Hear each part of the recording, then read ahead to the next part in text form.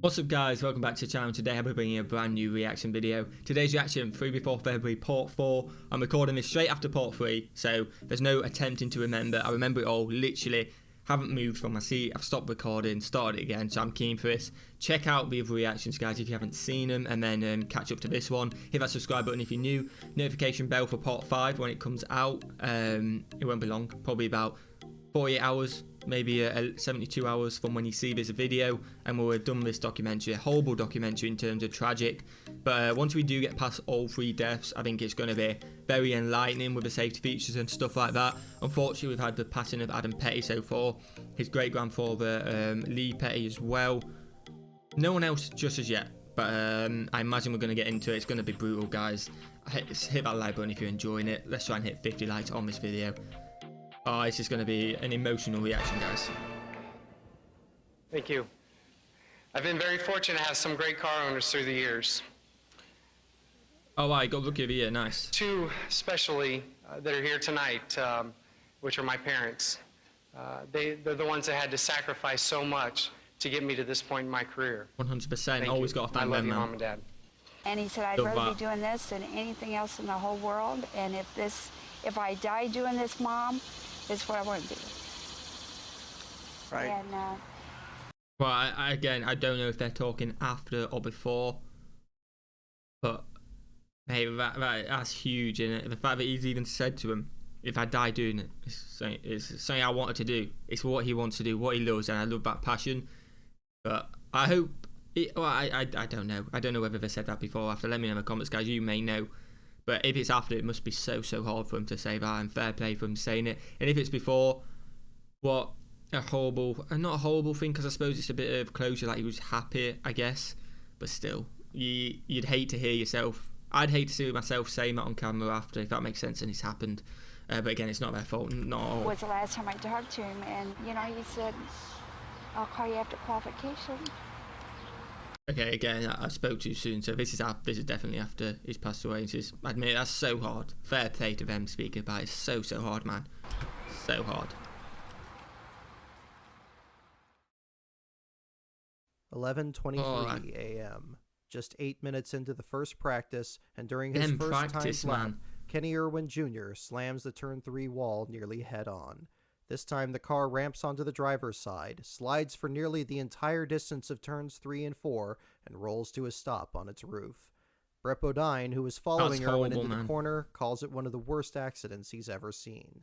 When track medical staff reach the scene, Irwin is unresponsive. There's blood on his uniform. He's pulled out in 10 minutes, rushed to the infield care center, then transported to Concord Hospital. At 2:14 p.m., the worst fears are realized. That's for the hard, second man. time in 56 days, a driver has been killed at New Hampshire. And for the first time since Rodney Orr's practice crash at Daytona in 1994, it's a Cup driver. Irwin was just 30 years old. That's absolutely horrible. I mean, it's just not what you want to hear. And again, the second time in 59 days at Hampshire. Again, I don't think you can blame the track too much, because he was saying before that there'd never been a death at that track before. But still, man. And I don't know whether it's the whole throttle thing again. Maybe we'll find out. That's horrible, man. Just like everyone else down here, as I stand here, it's just really hard for me to believe that less than 2 months after the Adam Petty tragedy, that once again the NASCAR racing family is forced to deal with another loss of life. Horrible. And like Adam Petty, just like you said, Kenny Irwin was one of NASCAR's brightest young rising stars on their horizon. He had a lot of promise, there's no doubt about that. In his days in USAC, he won 2 Rookie of the Year titles there. Then he came to NASCAR and won 2 more in the Craftsman Truck Series, and like you said, in the NASCAR Winston Cup Series. It was obvious, evident, the amount of promise that career held. Now, like you say, it will have to go unfulfilled. My thoughts and my prayers are with Kenny Irwin's friends and his family. 100%. We lost an extremely nice young man here on Friday. Here's Steve Burns. Thanks, Glenn. It's so hard to know what to say, because nothing we can say will bring Kenny Irwin back. You know, just a moment ago, Eli Gold referred to Kenny Irwin as a racer. Folks, that's the ultimate term of respect in this sport. Not to be called Mr., but to be called a racer. 100%. And that's what Kenny Irwin was. And I tell you what, Kenny Irwin, looking down, whatever you believe, wherever he is right now, that must have put a smile on his face. That's all he wanted to do, like his mum said before. even if he died doing it, he didn't care. He was happy. That's what he wanted to do. And to be called out of your ultimate respect, that must have put a smile on his face wherever he is, whatever you believe. Fair play. He was also a stand-up guy. You know, when he got in that 28 car, he endured some criticism. He never ducked the media. He'd always answer a question, always polite about doing so. Kenny Irwin was a racer, and he was also a stand-up guy, Ralph. Can't ask for much more. Whether he was putting the right rear of his midget in the cushion at Terre Haute or drafting at Daytona, Kenny Irwin was just that, Steve. He was a real racer, and he loved nothing more in this life than to do that. Climb behind the wheel of a race car and give it everything he had. And he earned a great deal of admiration from his fellow competitors for that very reason. Yep. A lot of the drivers that you've talked to here this weekend, including names like Tony Stewart, will tell you he was the toughest competitor they ever faced. Some of the NASCAR Winston Cup drivers never got to see the full complement of what Kenny Irwin could do behind the wheel of a race car. Unfortunately, we won't have that chance. But for those of us who have seen Kenny behind the wheel doing what he did best, it truly was magical. Unfortunately, for now, the magic is gone. The cause of death is printed as a crushed skull, but is later clarified as a basilar skull fracture, the same as Adam Petty's. As with Petty, the cause going to be a common theme, isn't there? One who's said, which is horrible. Where when there's a common theme, you think, okay, something needs to change. So the accident remains unknown. Robert Fisk, Loudon's police chief, says NASCAR contacted his department 2 hours after the crash, too late to do a proper investigation. Since practice restarts just 30 minutes after the accident, they can't even determine whether the wreck happened before or after Irwin started to turn. A stuck throttle is again believed to be the cause. As with Adam Petty, the number 42 team loads up and leaves the track. Sometime later, Felix Sabates will have the car destroyed to deter souvenir hunters. The rest of the day's activities go on as scheduled. I just don't know what to say, except it's just super tragic. It's horrible. It's terrible. It's something I hope none of my family or friends ever have to go through. Makes everything else kind of not really seem to matter, you know. It's just very unfortunate. Just glad to be able to say that I knew him as a teammate, but more than anything else, he was a friend, and we've all loved a friend. They need to do something. I mean, whatever it is, I mean, these modifieds got a kill switch on these things when something hangs up on them. You're just going too fast here in straightaways, and there's no, your head can only take so much. Exactly, man. Horrible. Why can't we do something with the cars when these throttles hang, or if it was a throttle hung, it looks like, why can't we do something about the racetrack? Why can't we do something, you know? I love that the drivers all speak it up. We'll find out in this documentary if they do something before the next death. I never do a lot, obviously, after 2001. But it's great to see them speaking up. If they weren't heard, it's such a shame. Hopefully they were, and that the third one was, again, a freak accident, but they tried their best to change something. Again, I don't know, we'll find out, but horrible, horrible, man. Oh, this stuff happens for reasons. We need to learn from them. 100%. Just one day later, in the Truck Series race, Dennis Setzer enters the third turn. For sixth place, Jimmy Hensley, number 16. Again, oh no. Okay, he seems okay. I hope he's okay. But again, it's another warning sign, man. Jack Sprague, number 24, on fire. Setzer walks away. Good, 9 months earlier, Irwin was involved in this famous altercation with Tony Stewart, his old rival at USAC. After Irwin's death, it is Stewart who offers to fly Irwin's family and coach driver on his private jet. It is Stewart who wins the somber race on Sunday, which is shortened by 27 laps due to rain. And it is Stewart who then gives that trophy to Irwin's family. I raced with Kenny for 9 years, and a bit of respect ever since I moved down to the three-quarter midgets and the full midgets, he was the guy I had to race hard each week, and if I wanted to win a race, he was the guy I had to beat each week. So,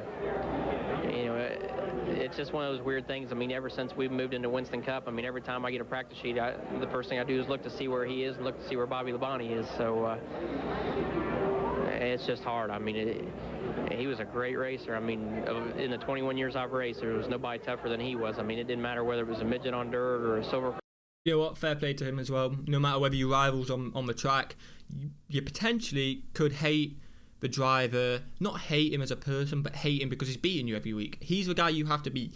You build this potential driving hatred, and as you saw, they're going to fight on the track, a famous incident I'd never seen before, I don't think. But huge respect that none of that matters. Like, he's a lot bigger than that, and he's showing all the respect he can, even though he had all this unfair play, because at the end of the day, it was always good to have that competition, and it's a tragic event, so you've got to show your respect and fair play. Ground car or sprint car on pavement, it didn't matter. He was a contender to win every week, and you know, I heard a quote yesterday. That people thought that they hadn't seen the best of Kenny Irwin in a Winston Cup car. I agree. Teams can't wait to leave New Hampshire that rainy day, but they all reach a shared realization. They will all be back just 2 months later for another 300-mile race. Oh, surely not the same track. Surely not. I really hope it's not on the same track, Tony Roper. We haven't heard about Tony Roper in some time. Obviously, the Dr. Pepper team collapsed. Yeah, surely not the same track. Figuring out what has happened and what could or would be done becomes a new priority. Were these two accidents simply a tragic coincidence, or was something else happening? You know, when you start thinking about Kenny Irwin's accident, it is a tragedy, but it also makes everybody aware of the problems that they have with the cars, with the racetrack, and everybody's focused, and they're trying to find out ways to make sure this does not happen anymore. That's what you should do. And hopefully they'll make the racetracks a little safer, race cars a little safer, so we don't have to have these kind of shows anymore. Everybody here is thinking about Kenny Irwin. 100%.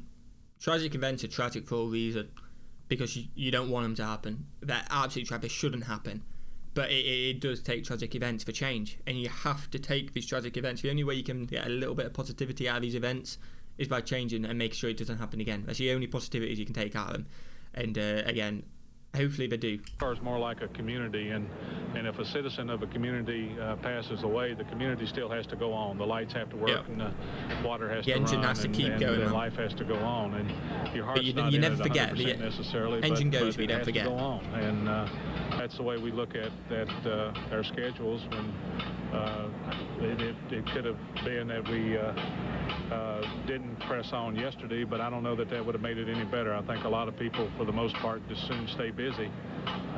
But our procedures are to press on, and in cases like this, so it's not because we don't have a heart or a soul. It's simply because that we have a lot of responsibility. Everybody does in the garage areas to a lot of different people, and the biggest thing is that that's what we do. We race, and that's what Kenny did. He races, and that's what Adam did. He races, and that's what we do. And it's a matter of I think in some people's mind, it's what's necessary is to press on. Again, I don't know your guys' opinions, let me know in the comments, but I completely agree. Obviously, you don't race the next day. I don't think he was saying that. You don't race the next day, you have a little bit of a breather, but the engine goes on, and I think for Adam's sake and Carol's sake, they'd want them to race on, because they were true drivers at heart anyway. They'd want them to carry on. You don't forget it, and like I was saying, you don't forget it. You make sure you make changes from that, never forget it, but you attempt to move on and keep it going, but never forget. I think probably the fan, the guy Waltrip, watching this on TV. He was in the day, wasn't he? That hurt. Was he the commentator in the day? I recognise him in the day 100%. I recognise that name. Obviously, Michael Waltrip, I think it was, who won the Daytona 2001. So I definitely recognise him. About what happened here with Kenny. I'm sure he's sitting there saying, how can those guys, how can they go back out there and act like nothing happened? How do they do that? And trust me, in this garage area Friday, people were walking around looking at each other like, how can we do this? How can we keep going? You know, Kenny was a great kid. We all loved him. And you know, I felt really awkward getting in my car and going out on the track, because a kid had just lost his life in that corner over there. I had to drive down that straightaway right into that same corner. Man, I'm checking my throttle, I'm checking my brakes, I'm checking my brain. What am I doing here? We have to learn from this. Let's don't sweep it under the rug and forget about it. Let's learn from it. Let's move forward. I'm not pointing a finger at anybody. Let's look at the racetrack. You know, that's two times right in the same spot. Let's look at the racetrack. Let's be objective about it. Let's don't just let it go and say, oh, it's one of those things. Let's make some. Let's do something with it. Let's show that out of respect for Adam Petty and Kenny Irwin that we're going to make some changes. We're going to look at this a little differently, as well. And we're going to try to prevent it from happening again. From an old guy that's been in a sport for 30 years, that would give me some comfort. Yeah, 100%. We're taking this thing, and we're not just avoiding it. We're not just hoping it'll go away, but we're saying, okay, we had a problem there and we fixed it. That would give me a lot more confidence in the track and NASCAR and everybody involved. It'd give me a lot more respect for everybody involved if it was handled just like an airplane crash. Yeah, completely agree. A panel of experts puts it back together. Here's what happened. The throttle hung in the floor mat, or the hot throttle hung in the firewall, or the throttle hung under the air cleaner. But something happened, and the throttle hung. There's plenty of people that saw it. So don't tell me, you know, well, we don't know what happened. Ward Burke. Fair play to him speaking up as well. Quite a prominent figure. He's in the day as well. I recognise his name. I'm sorry for not remembering quite who he is. Obviously, he's a driver at this moment. But you potentially see, as a public as well, again, I'm pausing a lot, but as a public, you look at these drivers and you think, all right, all they're there to do is race. Don't have any feelings, you know what I mean? They're not a personality, they're a racer. But again, he's coming out and saying, we're human too. I'm going into that corner thinking, am I going to die? It's brutal stuff, and it's hard on them, so fair play to him speaking up, and he wants change, which everyone else does as well. Burton puts it succinctly. 2 means there's a problem, he says. 100%. It needs to be addressed. On July 10th, NASCAR historian Bob Latford weighs in on if NASCAR has become too dangerous. If you just took one lap at each of the 188 tracks that Winston Cup has raced at over 52 years and make it one piece of highway, he says, I doubt there's one equal section of highway in the country that has had that few fatalities over the same amount of time. 2 days later, on July 12th, services are held for Irwin at the Abundant Life Church in Indianapolis. At least 500 people attend, including IMS President Tony George. Dozens of red roses adorn the casket. The Reverend Peter Bosworth recalls a conversation with the driver. You know what? I'd drive for free, he told him. I'd race for free. That's my passion. Lufay was his passion. My passion. Still, the season pushes forward. One day after the services on July 13th, Truck Series driver Jamie McMurray parts ways with MB Motorsports, owned by Missouri native Mike Mittler. Yeah. Mittler's team had been around since the start of the series in 1995. Tony Roper's back. That year gave Tony Roper his first 2 starts in the series at Milwaukee and Martinsville. With McMurray's departure comes an opportunity for the two to reunite. Roper accepts. His first start back with the team will be next month at Indianapolis Raceway Park, site of his career-best runner-up finish 2 years earlier. Okay. Other planned races are Chicago, Richmond, Nashville, and Texas. 3 days after the Mittler deal, Kyle Petty finishes 5th at Nazareth, which turns out to be the best run of the season for Adams' car. The team will skip the next race at Pikes Peak, then run the remainder of the season. And a quick word from Kyle Petty. You finished 5th, but from the reaction down here, you won. No, I tell you what, it was a great day for the Sprint PCS car, and Chris Huzzy made a phenomenal call that got us up front. Like I said, I just had no practice on the racetrack. I like to tore the wall down 100 times. It took me 50 laps to get used to it, and they made a great call. Took a 10th place or 15th place driver in a first place car, and we run 5th with it.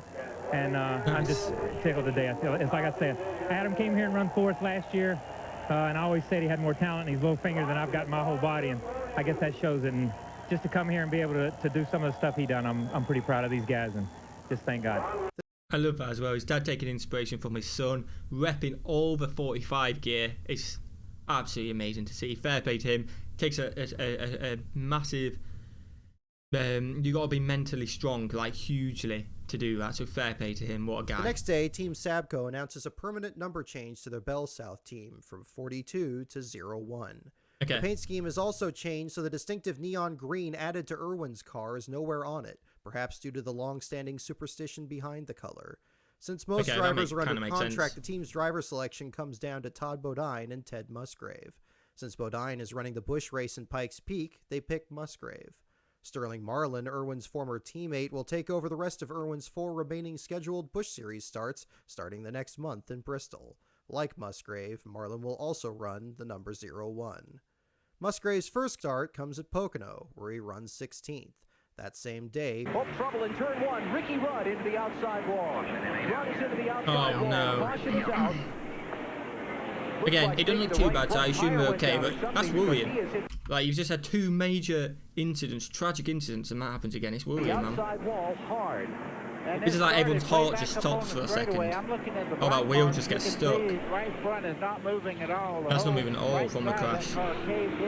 Yeah, I'm pretty good shape. Just kind of knocked me silly for a second. Hit that wall pretty good down there. Blew a right front tire. Not sure exactly what happened, but cut a right front tire, blew something on the right front. These are the moments where you think, I'm lucky to be alive right now. In the corner, and all they had time to do was grab some brakes, and that was it. On August 1st, after nearly a month of silence, NASCAR issues a technical bulletin to all teams, mandating 2 changes to the cars. The first mandates an independent travel stop to keep the throttle plates from opening beyond a vertical position. The second is, in effect, a cutoff switch, a button the driver can press to disconnect power to the ignition system. This is what you want to see. Unfortunately, it doesn't stop 2 more tragic events. One of them, obviously, I know Dale Earnhardt's one wasn't indicated to this one bit. It had nothing to do with the throttle. He was obviously trying to defend. I don't know Tony Roper's how that happens yet. But this is what you want to see, proactive and trying to stop the tragic events what made the other 2 happen, not happen again. I love to see that, absolutely love to see that. As it happens, the cars already have such switches, but in each case they have been placed out of the driver's reach. Okay. The new regulation requires they be within reach of the driver's thumb, allowing it to be hit at a moment's notice. Yep, both in panic, changes go boom, into effect for the upcoming Brickyard 400. 2 days before the Brickyard, Tony Roper makes his first Truck Series start of the season at IRP. He finishes 30th in Mittler's number 26 Ford. The next day, the company Downing Atlanta reports sales figures of their new head and neck restraint device, or HANS device, which has been getting more attention since Adam Petty's wreck in May.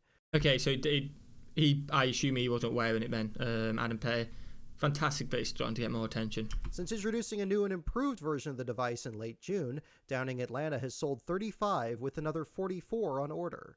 NASCAR's Gary Nelson says he's not ready to make the device mandatory, even though CART and Formula One are already preparing to do so. Part of the reason may be that Bill Simpson is announcing a cheaper alternative to the HANS. Despite NASCAR's inaction, both Ford and General Motors are strongly encouraging their drivers to use the HANS. That's got to be frustrating. For you guys who know all the history, the fact that they haven't, the reason, I don't know if it is a reason fully, but he's hinting at the reason they haven't made it mandatory because there's a cheaper option coming. Like, no, you can't put a price on life, can you? You can't, and safety in life. So if that is the case, that's not good. Not a good look, 100%.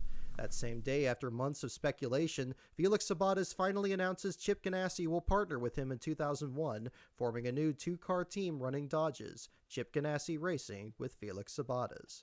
August 5th, the Brickyard 400, held in Kenny Irwin Jr.'s hometown, is run on what would have been Irwin's 31st birthday. Oh, wow. It was here 3 years ago he was announced as Robert Yates' new driver. Here 1 year ago that he all but knew he was out of that car. And here today, the race is dedicated in his honor. Oh, I love that. All respect to him, man. 31 years ago today, a boy was born on the east side of Indianapolis. Look at that, from a kid. Loved his racing from a kid. Indianapolis Motor Speedway. As he grew, so did his passion for racing. Kenny Irwin will be shown in 4 spot in this year. And as a young man, he distinguished himself with his racing accomplishments. Are they the midgets? I think they're midgets, aren't they, from what you guys have been telling me. The 7th running of the Brickyard 400 is dedicated to the memory Love that. of Kenny Irwin 100% deserved, Jr. man.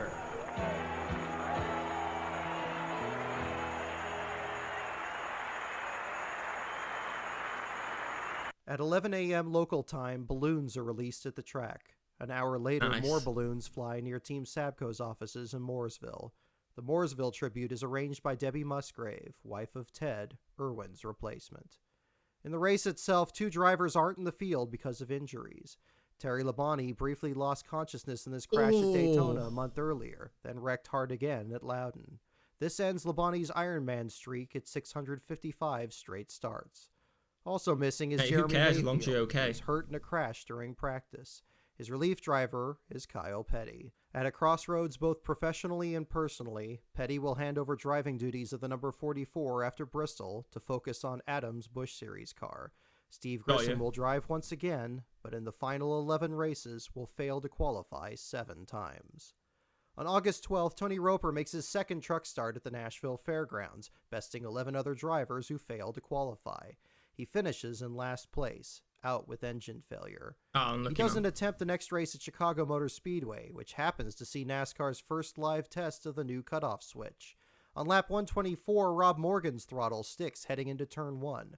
Morgan hits the button, cutting power to the motor and avoiding a hit to the outside wall. There you go. He's potentially prevented one. That's absolutely amazing to see. Fair play, it's worked. Absolutely love to see that. He recovers to finish 23rd.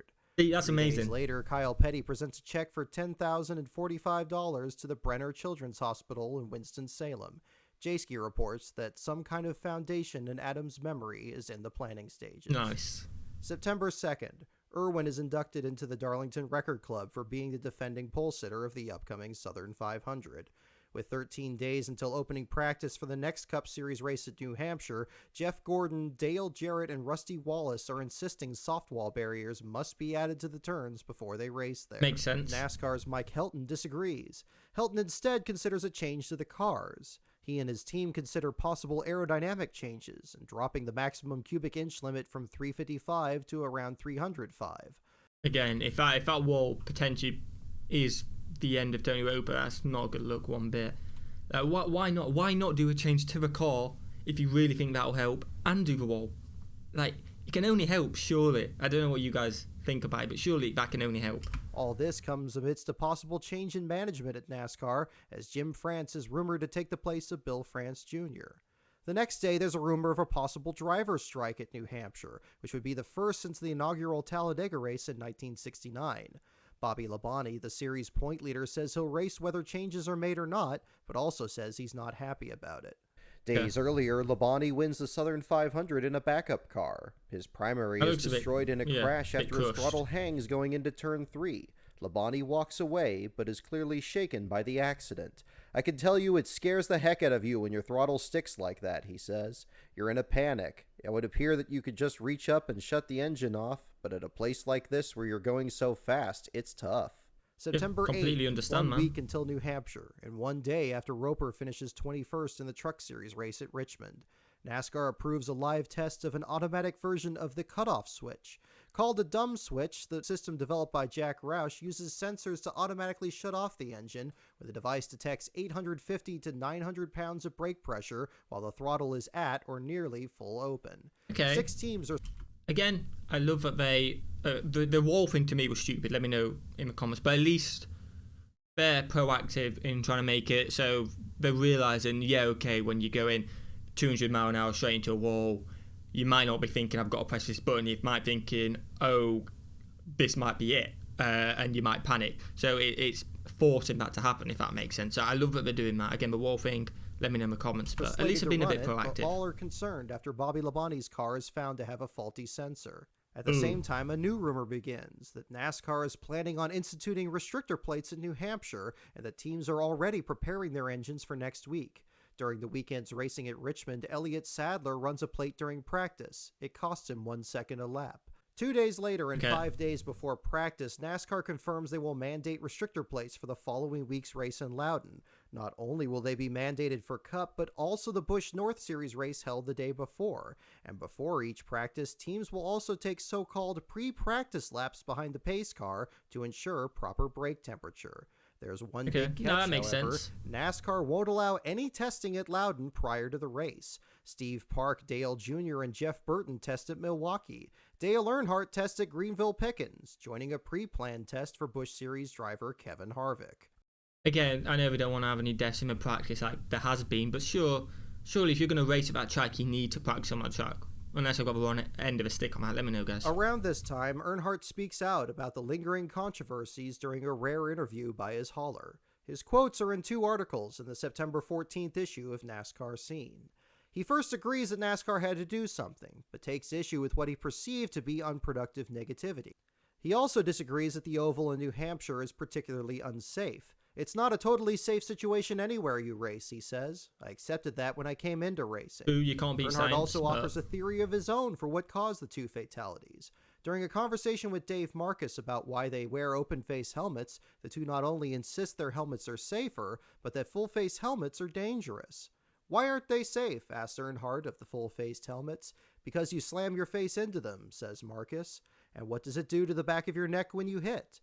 You break it right here, says Marcus, pointing to the base of his neck.